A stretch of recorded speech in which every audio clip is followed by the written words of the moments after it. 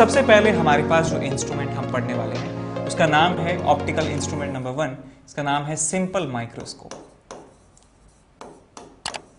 Simple microscope, और इसको magnifying glass भी कहा जाता है।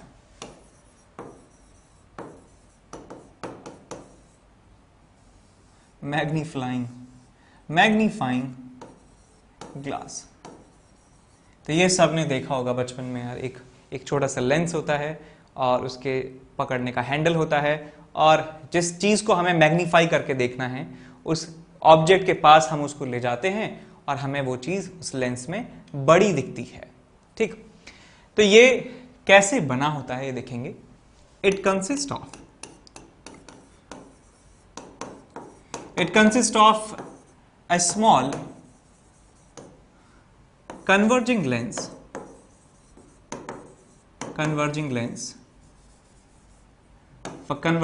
of small focal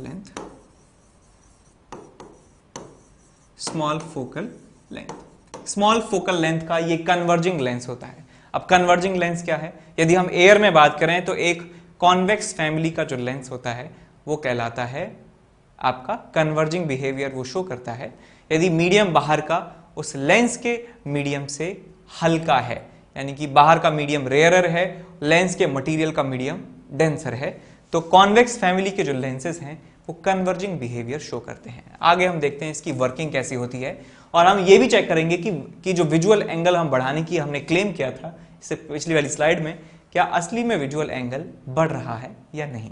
ठीक है, आगे चलते हैं इसमें। तो हम देखते हैं इसकी वर्किंग कि किस तरीके से ये इमेज बनाता है और क्यों जो इमेज बन रही है उसका जो विजुअल एंगल है वो नेकेड आई पर बनने वाले विजुअल एंगल के मैक्सिमम से भी ज्यादा बनता है। तो ये आप बना लीजिए एक प्रिंसिपल एक्सिस, ये सब आपका प्रिंसिपल एक्सिस है सीधा, ठीक है। और यहां पर एक लेंस है जिसकी फोकल लेंथ जो है वो छोटी है, छोटी फोकल लेंथ का यहाँ पे हमने एक लेंस बना दिया है, और ये फोकल लेंथ मैंने मान लिया इसका f है।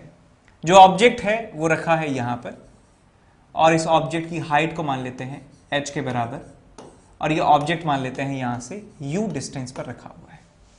एक लाइट रे जो इस ऑब्जेक्ट से निकलेगी, इस ऑब्जेक्ट की हेड से निकलेगी, वो क्या होगा, एक पोल से पास होगी तो वो अनडेविएटेड निकल जाएगी, और जो पैरेलल लाइट रे जा रही होगी वो फोकस से पास होने वाली है, वो फोकस से पास होने वाली है लाइक दिस। एक लाइट रे ये निकल रही है, एक लाइट रे ये निकल रही है। आप देख सकते हैं क्लियरली कि ये लाइट रे जो हैं जो लेंस से रिफ्रैक्ट होकर निकल रही हैं वो डाइवर्जिंग हैं, यानी कि उनके बीच का जो स्पेसिंग है वो दिन प्रतिदिन बढ़ता जा रहा है, ये फैल रही हैं आगे जाकर। तो मैं ये बात तो कह सकता हूं कि ये लाइट रेज आगे जाकर तो नहीं मिलने वाली हैं फॉर श्योर, लेकिन यदि इन लाइट रेज को पीछे की तरफ एक्सटेंड कर दिया जाता है तो ये श्योरली मीट कर जाएंगी। तो यदि इन लाइट रेज को हम एक्सटेंड कर देते हैं पीछे, तो ये लाइट रेज यहाँ पर मिल जाती हैं, और इस पॉइंट पर जो है हम बता सकते हैं कि इस ऑब्जेक्ट का इमेज का हेड होने वाला है, और ये सब बन गई आपकी इमेज। ये इमेज है, ये क्या है, ऑब्जेक्ट है। इमेज की हाइट मैंने मान ली h डैश के बराबर है, और ये जो डिस्टेंस है मैंने मान लिया v के बराबर है। तो इमेज के द्वारा जो विजुअल एंगल बन रहा है इस आंख पर, आंख है साहब यहाँ पे, तो जो आंख और लेंस इतने पास पास हैं कि जो विजुअल एंगल आंख पर बन रहा है वही विजुअल एंगल हम लेंस पर मान सकते हैं कि जो लेंस पर विजुअल एंगल है वही आंख पर विजुअल एंगल है, और वो एंगल है कौन सा भैया, ये वाला एंगल। अब यही एंगल इस ऑब्जेक्ट बना रहा है, वही एंगल जो है इमेज बना रही है, और इसी एंगल की हमें कैलकुलेशन करनी है। मैंने मान लिया इस एंगल को थीटा के बराबर, तो मैं लिख सकता हूं कि विजुअल एंगल फॉर्म्ड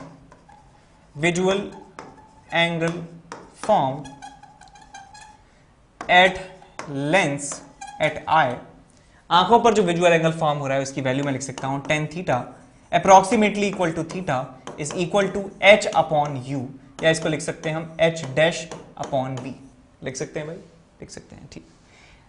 तो ये वैल्यू आप अभी याद रख लीजिए, इसको इक्वेशन नंबर 1 हम नाम दे देते हैं। अब यदि इसका फोकल लेंथ f के बराबर है तो मैं u v और f में रिलेशन निकाल सकता हूं। तो यहां पे हम क्या करने वाले हैं, इस u को एलिमिनेट करेंगे और यहां पे v जो है इंट्रोड्यूस करवाने वाले हैं। तो यहां पे मैं जानता हूं कि using lens equation lens equation यहां पे इस्तेमाल करने जा रहे हैं। बताइए दोस्तों कि जो ऑब्जेक्ट है u की वैल्यू हम कितनी रखेंगे, -u के बराबर, बिकॉज ये वाली डायरेक्शन हम नेगेटिव लेते हैं, ये वाली डायरेक्शन हम हमेशा पॉजिटिव लेते हैं। जो आपकी इमेज बन रही है वो इमेज कहां पर बन रही है, आपकी लेफ्ट डायरेक्शन में, तो इसको -v लेने वाले हैं। यहां पे हमने डिस्टेंसेस ली थी और जो फोकल लेंथ है वो हम क्या लेंगे, फोकल लेंथ को f मान लेते हैं। अब इक्वेशन लगा देते हैं, लेंस इक्वेशन क्या होती है, 1/v - 1/u is equal to 1/f। तो यहां पे आएगा 1/-v plus 1/u is equal to 1/f। तो यहां से आपको 1/u की वैल्यू मिल जाने वाली है। तो यहां से आपको मिल जाएगा u is equal to f into v divided by fv।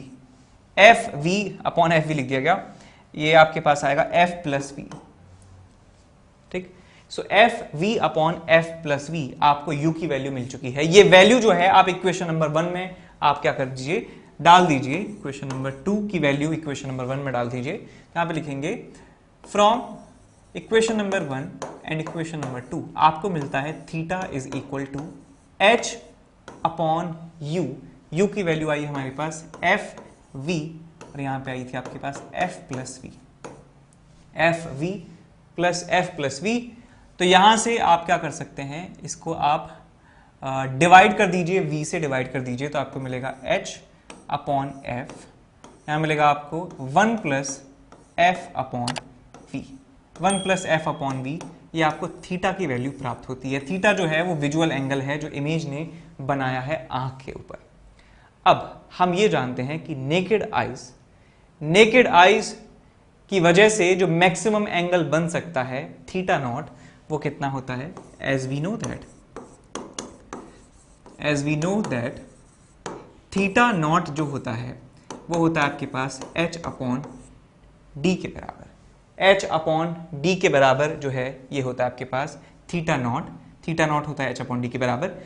और एक टर्म होता है that is called magnifying power, इसको कहते हैं स्मॉल m से भी कहा जाता है, और इसका दूसरा नाम होता है एंगुलर मैग्निफिकेशन। क्या मतलब है इसका, ये एक ऐसी क्वांटिटी है जो हमें बताती है कि रेटिना के ऊपर जो बनने वाला एंगल है वो कितना इंक्रीज किया जाता है, कितना इंक्रीज किया जा सकता है। तो यहां पे हम लिख सकते हैं it is the factor by which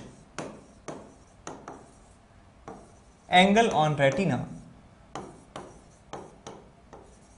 can be increased using that optical instrument यानी कि उस इंस्ट्रूमेंट की मदद से हम विजुअल एंगल को कितने टाइम्स कर सकते हैं, कितना ज्यादा कर सकते हैं, उस बात का मेजर ये बताता है आपका एंगुलर मैग्निफिकेशन, या इसको मैग्नीफाइंग पावर भी कहा जा सकता है। Don't confuse it with the linear magnification. Linear quantities का रेशियो होता है, एंगुलर मैग्निफिकेशन जो होगा वो एंगल का रेशियो होने वाला है, और इसको डिफाइन किया जाता है theta divided by theta naught. Theta जो है वो इमेज के द्वारा सबटेंड किया जाने वाला एंगल है, और थीटा नॉट जो है वो क्या है, आपका नेकेड आइज के ऊपर सबटेंड किया जाने वाला एंगल है। m की वैल्यू है थीटा/थीटा नॉट। ये एक जनरल फॉर्मूला है, ये सारे के सारे जो ऑप्टिकल इंस्ट्रूमेंट हैं उनके लिए हम इस्तेमाल करने वाले हैं। थीटा क्या है कि एंगल सबटेंडेड बाय इमेज, और आपके पास थीटा नॉट क्या है, angle subtended by object on naked eyes when placed at near point. जब नियर पॉइंट पर ऑब्जेक्ट रखा जाता है तो कितना एंगल वो सबटेंड कर सकता है, थीटा नॉट। तो थीटा/थीटा नॉट का रेशियो हम निकाल लेते हैं। तो यहां पे हम लिखेंगे hence magnifying power of microscope, simple microscope, hence magnifying power of simple microscope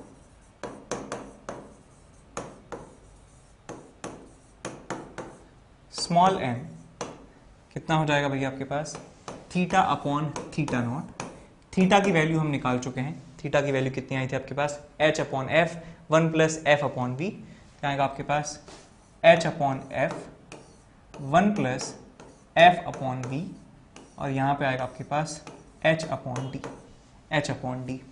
तो यहाँ h से h चला जाता है और आपको मिलता है magnifying power is equal to d upon F, यहाँ पे आपको मिलेगा 1 plus F upon B, 1 plus F upon B. ये एक जनरल फॉर्मूला आ चुका है। So general formula for magnifying for simple microscope, simple microscope. ठीक, ये बात आप समझ गए। अब एक बात आप ध्यान रखिए कि जो इमेज यहां पर बन रही है, जो इमेज इस माइक्रोस्कोप से बन रही है वो v दूरी पर बन रही है। अब हम ये भी जानते हैं कि यदि इमेज इंफिनिटी पर बनती है, यदि मान लीजिए कि ये इमेज जो है वो इनफाइनाइट दूरी पर बन रही है, तो हमारी जो सिलियरी मसल्स होती हैं वो बहुत ज़्यादा रिलैक्स हो जाती हैं।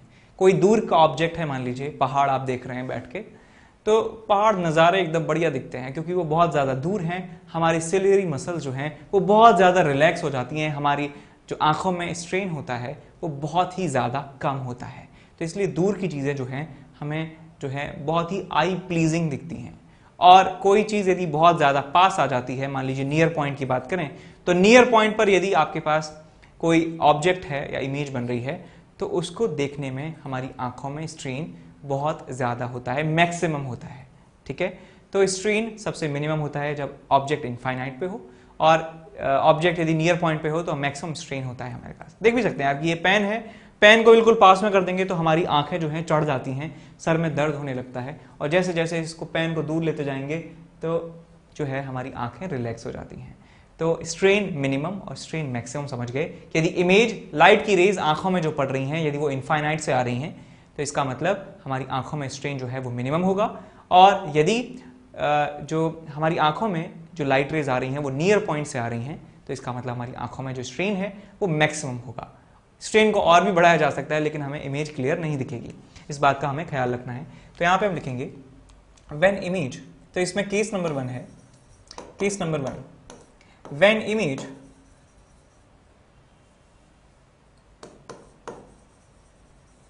Forms at infinity. इमेज जब इंफिनिटी पर बनती है और इसे कहा जाता है, और नॉर्मल एडजस्टमेंट इसे कहा जाता है, नॉर्मल एडजस्टमेंट इसे कहा जाता है। और इस नॉर्मल एडजस्टमेंट में क्या होता है, मिनिमम स्ट्रेन होती है, मिनिमम आई स्ट्रेन हमें मिलता है, बिल्कुल स्ट्रेन हमें नहीं मिलेगा सर। तो स्ट्रेन बिल्कुल नहीं है, तो इस केस में या नॉर्मल एडजस्टमेंट की बात करूं, नॉर्मल एडजस्टमेंट में जो मैग्नीफाइंग पावर होती है वो कितनी होती है, तो यहां पे मैं लिख सकता हूं hence magnifying power in normal adjustment, normal adjustment.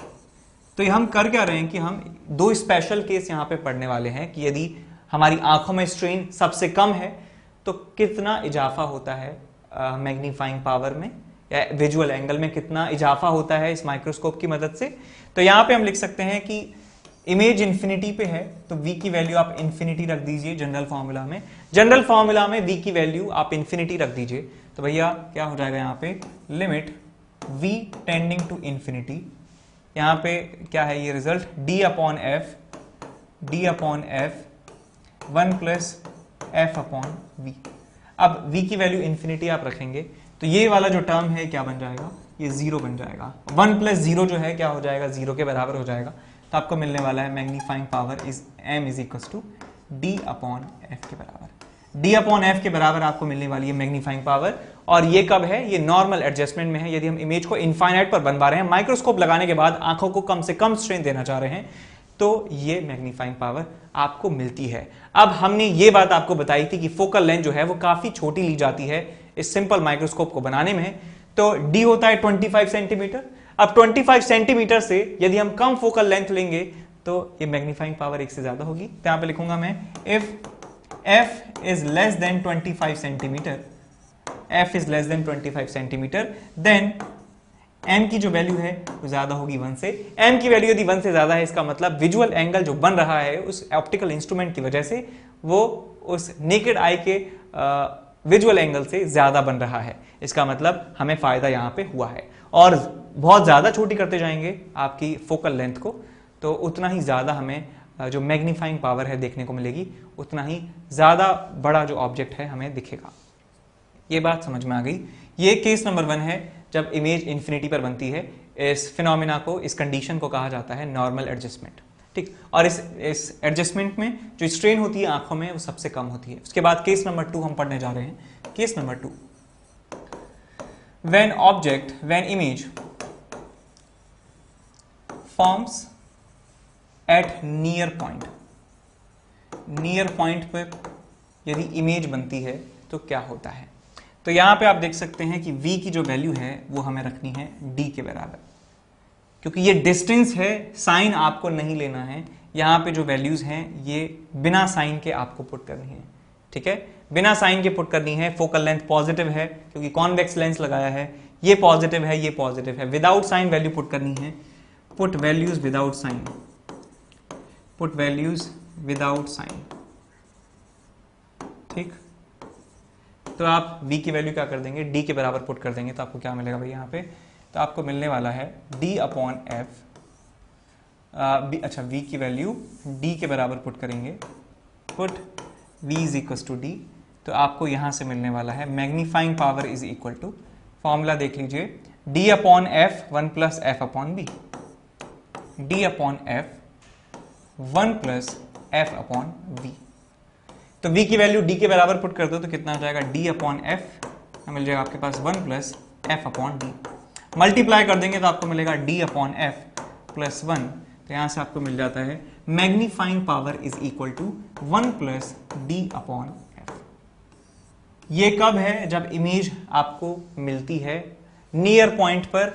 और यहां पे एक बात लिखना भूल ही गए कि स्ट्रेन जो है वो मैक्सिमम होती है। Strain on eyes is maximum. Maximum, इससे भी ज्यादा भी स्ट्रेन आप ला सकते हैं आंखों में, लेकिन आपको क्लियर ऑब्जेक्ट नहीं दिखेगा। तो क्लियर विजन के लिए मैक्सिमम स्ट्रेन इस कंडीशन में होती है, लेकिन हमें मैग्नीफाइंग पावर जो है 1 प्लस डी बाय एफ मिलती है। जब स्ट्रेन मिनिमम ले रहे थे तो डी बाय एफ मिल रहा था हमें, जो है मैग्नीफाइंग पावर, इसमें 1 प्लस डी बाय एफ है, यानी एक नंबर ज्यादा, एक से ज्यादा हमें मिलती है मैग्नीफाइंग पावर। तो आप देख सकते हैं कि हमने स्ट्रेस लिया आंखों में स्ट्रेन लिया, काफी ज्यादा स्ट्रेन लिया, उससे स्ट्रेस आया होगा दिमाग में, और उस स्ट्रेस की बदौलत हमें ज्यादा मैग्नीफाइंग पावर मिली है। On the expense of our strain we get more magnifying power from this very simple microscope. तो समझ गए कि मिनिमम स्ट्रेन लेंगे तो थोड़ा सा हमें कम मिलेगा मैग्नीफाइंग पावर, और ज्यादा स्ट्रेन ले लेंगे तो 1 प्लस डी बाय एफ ज्यादा मैग्नीफाइंग पावर हमें मिल जाती है। ठीक है, तो आपसे क्वेश्चन यदि नॉर्मल एडजस्टमेंट का है तो आप ये वाले फॉर्मूले इस्तेमाल करेंगे। नॉर्मल एडजस्टमेंट का मतलब समझ के, इन जनरल यही मतलब होता है कि इमेज फाइनल जो है वो इन्फिनिटी पर बन रही है, और आपके पास यदि नियर पॉइंट पे बनवाना चाह रहे हैं, नियर पॉइंट पे यदि इमेज बनवाना चाह रहे हैं, तो ये m जो है इमेज है आप नियर पॉइंट पे बना दो, d की वैल्यू 25 सेंटीमीटर रख दीजिए, m की value 1 plus D by F आपको मिल जाएगी। ठीक है, और यदि आपको इन जनरल पूछता है तो आप ये वाला फॉर्मूला लगा सकते हैं, d by F 1 plus F upon v। Hello my dear students, I am Neeraj Kumar Chaudhary your physics teacher. बच्चों, बहुत सारी इंक्वायरीज आ रही हैं, बच्चे पूछ रहे हैं अलग अलग बैच में कि सर कब कौन सा बैच आपका स्टार्ट हो रहा है। तो मैं ये इन सारे प्रश्नों के जो उत्तर हैं उनको एक साथ ही दे रहा हूँ, ताकि मुझे बार बार हर एक बैच में हर जगह पे अलग अलग ना बताना पड़े। ये डिटेल है my batches for IIT JEE coming soon, यानी कि जो अब आने वाले बैच हैं मेरे, ठीक है ना, उनके बारे में मैं बता रहा हूँ। ठीक है ना, न्यू इवॉल्व यानी कि 12th क्लास का उन स्टूडेंट के लिए जो 11th से 12th मूव कर रहे हैं और थोड़ा सा लेट हो गए हैं ज्वाइन करने में, उनके लिए बैच स्टार्ट हो रहा है 5 मई से। ठीक है ना, यानी कि 2022 में जो अपना IIT JEE का एग्जाम देंगे उनके लिए एक नया इवॉल्व स्टार्ट हो रहा है। कब से? 5 मई से। ठीक है बच्चों, रेगुलर बैच है, फुल थ्योरी का बैच है, 5th में से स्टार्ट होके समझ लिए अक्टूबर एंड या नवंबर एंड तक ये बिल्कुल खत्म हो जाएगा। ठीक है ना। इसके बाद आता है इमर्ज बैच, जो कि 11th क्लास के लिए, यानी कि 10th से 11th मूव करने वाले स्टूडेंट्स के लिए, जिनको 2023 में अपना IIT JEE का एग्जाम देना है, उनके लिए बैच स्टार्ट होगा 20th मई से। ठीक है ना, 20th मई से उनके लिए न्यू बैच स्टार्ट होएगा इमर्ज का। ठीक है ना। तो बच्चों मेरा ये एक ही बैच होगा, इसी के लिए आपको इंतजार करना है, इसी में एडमिशन लेना है, कहीं और नहीं जाना। ठीक है। एक्सेल बैच ड्रॉपर्स के लिए, यानी कि जो बच्चे इस साल 12th क्लास में हैं, ठीक है ना, अपना बोर्ड देके वो नेक्स्ट ईयर प्रिपरेशन करना चाहते हैं, उनके लिए एक्सेल बैच है, जो कि इसी साल यानी कि 2022 में जिनको अपना IIT JEE का एग्जाम देना है, उनके लिए बैच स्टार्ट हो रहा है 29 मई से। ठीक है बच्चों, ये 12th पास लोग हैं। तो ये इंफॉर्मेशन थी मेरे बैचेस के बारे में। ठीक है बच्चों, और इनके अलावा शायद ही नेक्स्ट बैच कोई स्टार्ट होंगे, क्योंकि इतने में ही मेरा फुल टाइम कवर हो जाता है। ठीक है बच्चों, चलिए बेस्ट ऑफ लक। मेरी आपसे यही रिक्वेस्ट है कि प्लीज मेरे लिए थोड़ा सा इंतजार करिए और इसी बैच में एडमिशन लीजिए। Thank you.